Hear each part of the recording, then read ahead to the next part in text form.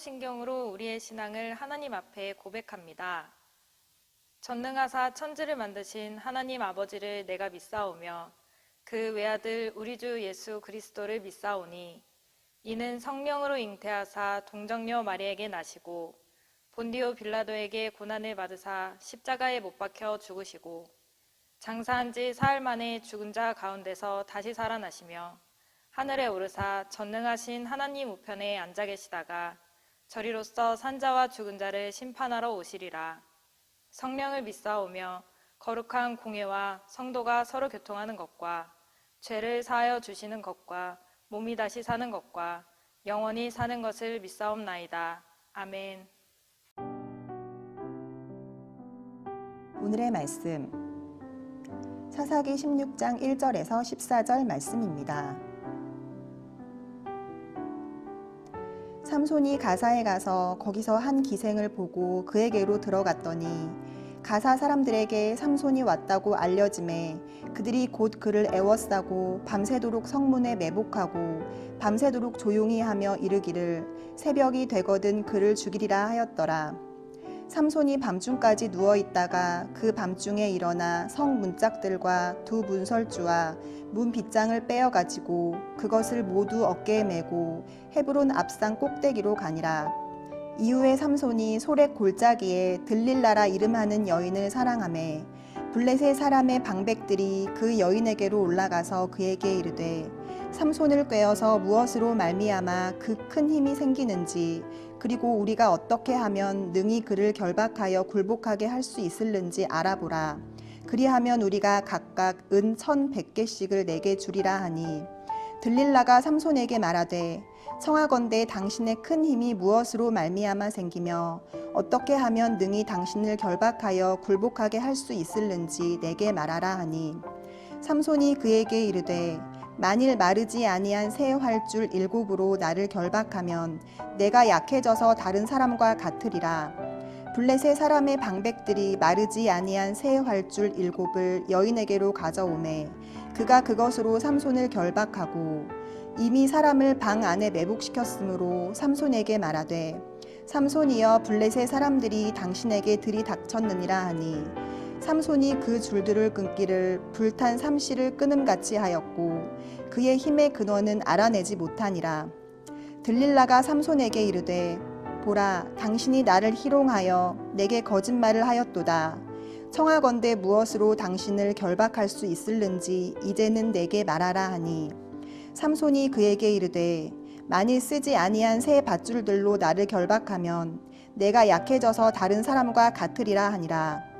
들릴라가 새 밧줄들을 가져다가 그것들로 그를 결박하고 그에게 이르되 삼손이여 블레셋 사람이 당신에게 들이닥쳤느니라 하니 삼손이 팔 위에 줄 끊기를 실을 끊음같이 하였고 그때에도 사람이 방 안에 매복하였더라. 들릴라가 삼손에게 이르되 당신이 이때까지 나를 희롱하여 내게 거짓말을 하였도다. 내가 무엇으로 당신을 결박할 수 있을는지 내게 말하라 하니 삼손이 그에게 이르되 그대가 만일 나의 머리털 7가닥을 배틀의 날실에 섞어 짜면 되리라 하는지라. 들릴라가 바디로 그 머리털을 단단히 짜고 그에게 이르되 삼손이여 블레셋 사람들이 당신에게 들이닥쳤느니라 하니 삼손이 잠을 깨어 배틀의 바디와 날실을 다 빼내니라.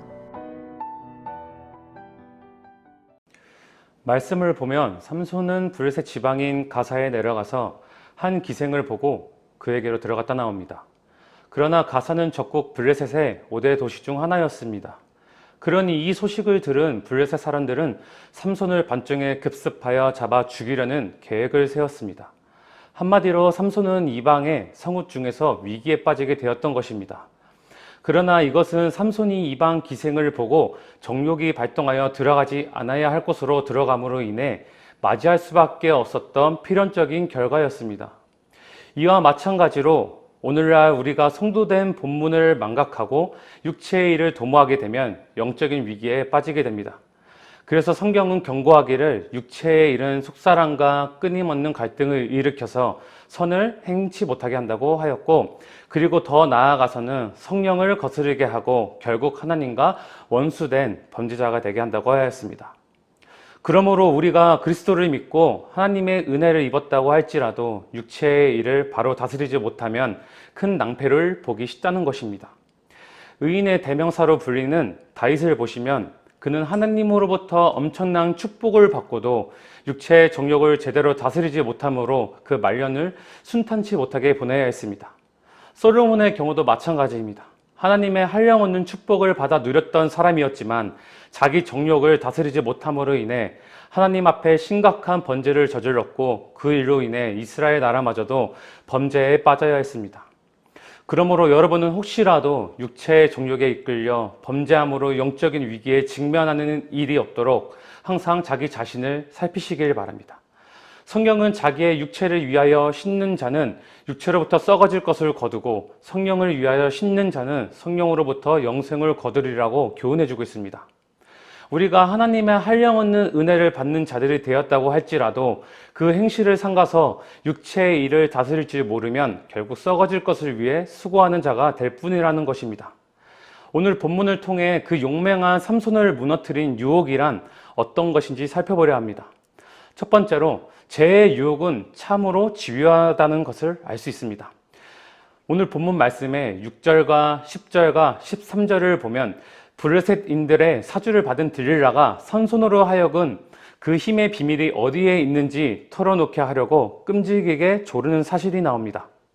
그래도 삼손이 진실을 알려주려 하지 않자 15절, 16절의 말씀을 보면 그녀는 더욱 그 강도를 높여서 날마다 재촉하기에 이릅니다. 그래서 그녀에게 마음을 빼앗기고 있던 삼손은 마음이 범례하여 죽을 지경에 이르게 되고 마침내는 자기의 힘의 비밀을 알려주었다가 파멸에 이르고 맙니다. 삼손이 그렇게 될 수밖에 없었던 이유는 결코 그에게 힘이나 지혜가 없어서가 아니었습니다. 다만 들릴라의 끊임없는 유혹에 그만 자기의 허점을 찔리고 만 것입니다. 우리들을 향한 세상의 유혹도 바로 이러합니다. 세상은 끊임없이 우리에게 유혹의 손길을 뻗쳐 우리를 실패하게 하고 넘어뜨리려고 합니다. 이런 세상의 유혹은 한번 실패했다고 해서 그냥 끝나는 법이 없습니다. 애굽으로 팔려갔던 요셉의 경우를 보시면 요셉은 자기의 주인 여자로부터 유혹을 받되 날마다 같은 유혹을 되풀이하여 받게 되었고 그 유혹은 시간이 갈수록 더욱 노골적으로 되어갔습니다. 그래도 유혹이 요셉에게 통하지 않자 나중에는 혹독한 누명을 씌워 요셉의 심령을 좌절과 절망에 빠뜨리려고 하기에 이릅니다. 한마디로 세상의 유혹은 우리를 그냥 놔두지 않고 어떤 형태로든지 우리를 공격해온다는 것입니다. 그러면 우리는 어떻게 해야만 세상에 그같이 집요한 유혹을 뿌리치고 하나님의 자녀다운 모습을 지켜나갈 수 있을까요? 무엇보다도 우리들처럼 한결같이 제 시험을 받으셨으나 그 모든 것을 이기신 예수 그리스도의 도우심으로 있도록 은혜의 보좌 앞으로 담대히 나가야 합니다. 그러면 주님의 도우심이 우리 가운데 있다는 것입니다. 그리고 제 유혹을 받는다고 해서 우리가 두려워하지 마시기 바랍니다. 성경이 말씀하기를 시험을 찾는 자는 복이 있도다. 이것에 옳다 인정하심을 받은 후에 주께서 자기를 사랑하는 자들에게 약속하신 생명의 면류관을 얻을 것이니라 고 했습니다. 여러분이 혹시 집요한 죄의 유혹에 빠졌다고 여겨지신다면 그것을 오히려 하나님의 축복을 소유할 좋은 기회로 삼아 그 유혹을 단호히 물리치시기 바랍니다. 유혹을 이겨낼 때에 하나님께서 큰 상을 우리에게 내려주실 줄 믿습니다. 두 번째로 유혹을 처음부터 단호히 물리치지 않으면 결국 유혹에 넘어가게 된다는 것입니다. 6절을 보면 블레셋 사람들에게 매수된 들릴라는 삼손에게 어떻게 하면 당신을 결박할 수 있을 것인가를 묻고 있습니다. 이것은 삼손에게 매우 중대한 문제였습니다. 그를 결박하려고 한다는 것은 들릴라가 블레셋 사람들과 내통하고 있다는 것을 의미하는 것이었습니다. 따라서 삼손은 그녀를 멀리하고 다시는 그녀와는 상종조차 하지 말아야 했습니다. 그러나 삼손은 그것을 대수롭게 여기지 않고 천연덕스럽게 거짓말로 대답하며 여전히 들릴라를 가까이 했습니다. 그리고 그의 그런 행동은 들릴라가 4번이나 유혹할 때까지 계속되었습니다. 오늘 본문에는 없지만 16절에 의하면 삼손은 들릴라의 유혹을 거듭받고 번민하면서도 그녀의 곁을 떠나지 않았음을 우리가 알 수 있습니다. 아마도 삼손은 들릴라의 유혹쯤은 얼마든지 이겨낼 수 있다고 자신했던 것 같습니다. 하지만 그는 17절에서 볼 수 있듯이 결국 들릴라의 유혹에 넘어가 그의 힘의 비결을 밝히고 말았으며 그로 인하여 돌이킬 수 없는 길을 가고 말았습니다. 이것은 우리에게 무엇을 보여줍니까? 유혹은 처음부터 단호히 물리치지 않으면 결국 그 유혹에 넘어가게 된다는 것입니다. 사람 중에 죄의 유혹을 가까이 하면서 그 유혹에 넘어가지 않는 사람은 아무도 없다는 것입니다. 우리가 죄의 유혹을 가까이 할 때 죄에 빠지는 것은 그리 오랜 시간이 걸리지 않습니다. 주님은 만일 눈이 실족하여 버리거든 눈을 빼어버리고 손이 실족하여 손을 찍어버리라고 하셨습니다. 이것이 우리로 신체적 불구자로 살라는 말씀입니까? 아닙니다. 이는 죄의 유혹에 대해서는 그만큼 단호하게 대처하라는 말씀입니다. 보는 것이 죄의 유혹이 되면 아예 보지 말고 손으로 행하는 것이 죄를 범하게 하는 것이라면 그 일은 아예 애초부터 하지 말라는 것입니다. 우리가 죄를 이기는 비결은 죄의 유혹을 받았을 때 피하는 것입니다. 요셉은 이에 대해 모범적인 인물이었습니다. 그는 보디발의 아내가 유혹하자 상대도 하지 않았으며 그를 강제로 붙잡고 범죄하려고 하자 앞뒤 돌아보지 않고 도망쳤습니다. 사실 청년 요셉에게 있어서 보디발의 아내의 유혹은 참으로 거절하기 어려운 달콤한 것이었을 것입니다. 삼손에 대한 들릴라의 유혹보다 더 강렬하면 강렬했지 못하지는 않았을 것입니다. 그러나 요셉은 처음부터 유혹에 단호히 대처함으로 그 유혹을 극복할 수 있었습니다. 우리도 유혹에 대해서는 이와 같이 처음부터 단호히 대처해야 합니다. 세상 가운데 살아야 하는 우리가 죄의 유혹을 완전히 피할 수 있는 길은 없을 것입니다. 하지만 그럴수록 우리는 더욱 요셉과 같이 그리고 광야에서 마귀에게 시험을 받을 때 예수님과 같이 죄의 유혹에 대해서는 처음부터 단호하게 대처하여 승리하는 신앙생활을 해야 합니다. 사랑하는 성도 여러분, 유혹은 처음부터 우리의 인생을 망칠 거라고 경고하지 않습니다. 유혹은 늘 그래도 내 인생은 괜찮을 거라고 아무 문제 없을 거라고 말을 합니다. 그리고 그 틈을 노려서 유혹은 우리 인생에 죄를 가지고 들어옵니다. 여러분, 반복되는 유혹에 대해서 단호하게 거절할 수 있는 믿음을 소유하시기 바랍니다. 죄의 여지를 남겨두지 마시고 단호하게 잘라버리시기 바랍니다. 그리고 유혹이 다가왔을 때 거기서 멈추고 여러분의 머리에 다른 생각을 채우시고 다른 장소로 우리의 행동을 이동하시고 다른 일을 하시기 바랍니다. 유혹에 넘어갔을 때 겪게 될 결과를 생각하시고 단호히 거절할 수 있는 믿음과 능력이 여러분들 가운데 함께 하시기를 주님의 이름으로 축복합니다. 기도하시겠습니다. 사랑과 은혜가 충만하신 하나님 아버지, 오늘도 말씀을 들으며 하루를 시작할 수 있게 하심에 감사합니다. 말씀을 통하여 우리의 삶과 신앙이 나를 성장케 하시고 주님의 은혜로 오늘도 삶의 예배자가 되게 하여 주시옵소서.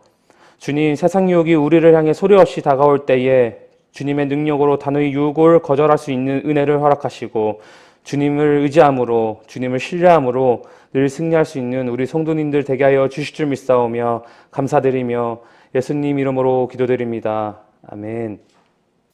주님이 가르쳐 주신 기도로 예배를 마칩니다. 하늘에 계신 우리 아버지여, 이름이 거룩히 여김을 받으시오며 나라가 임하시오며 뜻이 하늘에서 이루어진 것 같이 땅에서도 이루어지이다. 오늘 우리에게 일용할 양식을 주시옵고 우리가 우리에게 죄 지은 자를 사하여 준 것 같이 우리 죄를 사하여 주시옵고 우리를 시험에 들게 하지 마시옵고 다만 악에서 구하시옵소서. 나라와 권세와 영광이 아버지께 영원히 있사옵나이다. 아멘.